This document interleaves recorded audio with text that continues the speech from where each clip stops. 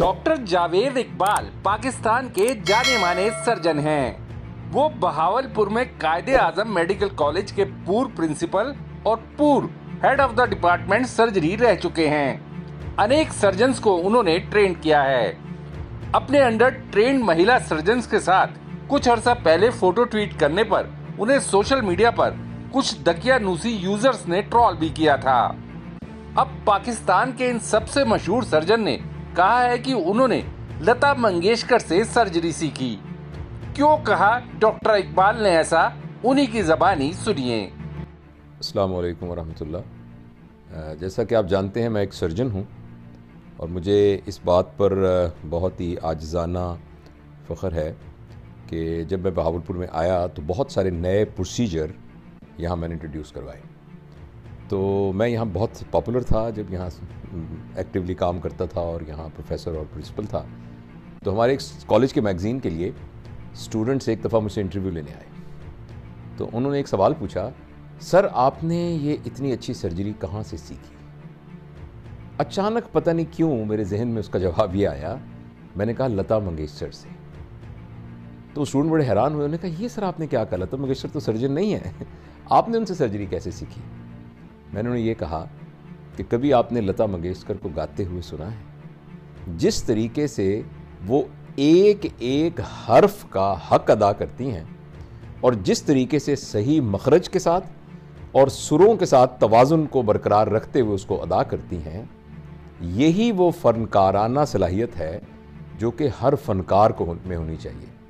जिस तरीके से एक पेंटिंग करने वाले के ब्रश का एक स्ट्रोक पेंटिंग को खूबसूरत बना सकता है या खूबसूरत नहीं बना सकता, इसी तरीके से सर्जरी करने वाले फ़नकार की एक हाथ की मूवमेंट, एक उसका लगाया हुआ टांका, एक उसका कट, एक कॉटरी के ज़रिए से की गई डिसेक्शन पूरे ऑपरेशन को एक फ़न का नमूना बना सकती है और उसको स्पॉइल कर सकती है। तो मुझे ये तमसील बड़ी याद है कि बहुत साल पहले मुझे जहन में ये बात आई कि जिस तरीके से लता मंगेशकर अपने फ़न के साथ इंसाफ करती है, ये वो यार्ड स्टिक है जिस यार्ड स्टिक पर कोई भी फ़न जो है वो तोला जा सकता है कि एक एक जुज़्व आपकी परफॉर्मेंस का वो बेस्ट ऑफ एबिलिटी हो, वो मैक्सिमम हो। अब आप कभी लता मंगेशकर का गाया हुआ कोई गाना सुनिएगा तो आप देखेंगे कि अगर वो छोटी हे है तो सुनने में भी आपको वो छोटी हे नज़र आएगी, और अगर वो बड़ी हे है तो वो सुनने में भी बड़ी हे होगी। अगर वो ऐन है तो वो ऐन होगी, अगर वो काफ है तो वो काफ होगा, अगर वो काफ है तो वो काफ होगा। लेकिन उसके साथ जो सुरों की हम आहंगी है वो भी अपनी जगह पर मौजूद रहेगी। मैं कोई मौसीकी का एक्सपर्ट नहीं हूँ, एक्सपर्ट क्या बिल्कुल भी कुछ भी नहीं हूँ, और अब कुछ अरसे से तो खैर मैं ऐसे बाकायदगी से सुन भी नहीं रहा। लेकिन ये वो एक बात है जो लता मंगेशकर को मुमताज़ करती है। आज उनका इंतकाल हुआ तो मुझे ये बात का ख्याल हुआ कि मैं ज़रूर उन्हें ट्रिब्यूट पेश करूं, और साथ में ये भी कहूं कि बहुत अरसे से हम ये कह रहे हैं कि इंसान की ज़िंदगी बाकी तमाम जानदारों से मुख्तलिफ होती है।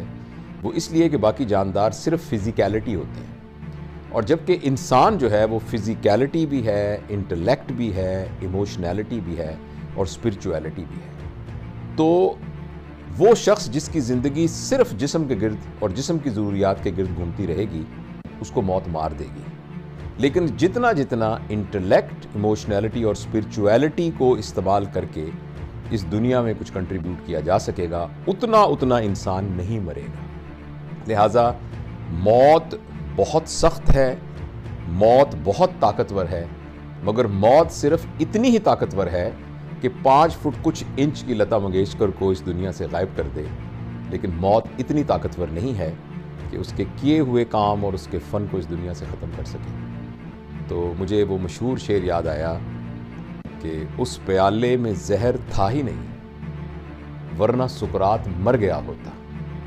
तो इसलिए वो लता मंगेशकर जो 5 फुट कुछ इंच की एक खातून थी, वो तो मर गई हैं, लेकिन वो लता मंगेशकर जिसने लता मंगेशकर को लता मंगेशकर बनाया है, वो कभी नहीं मरेगी। Bureau report, देशनामा।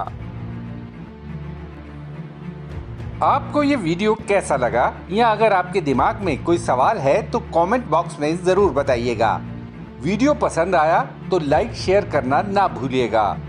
आपने देशनामा को सब्सक्राइब और नोटिफिकेशन के लिए घंटी वाला बटन दबा ही दिया होगा। फिर मुलाकात होगी आपसे, तब तक के लिए नमस्कार।